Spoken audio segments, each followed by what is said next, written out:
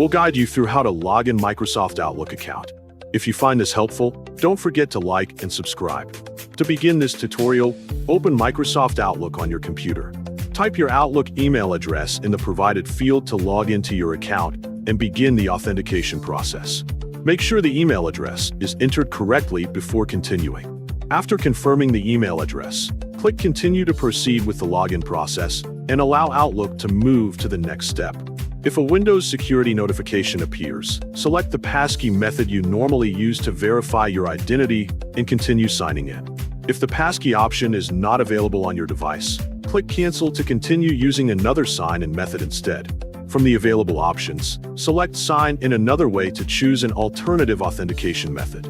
Next, choose Use My Password to continue with password login rather than a passkey or device-based option. Type your account password carefully in the provided field, ensuring that it is entered accurately. Once the password is entered, click Sign In to continue and allow Outlook to verify your credentials. If a notification appears asking to use Windows Hello with your account, click OK to proceed with this verification step. Enter your Windows PIN to confirm your identity and complete the security check.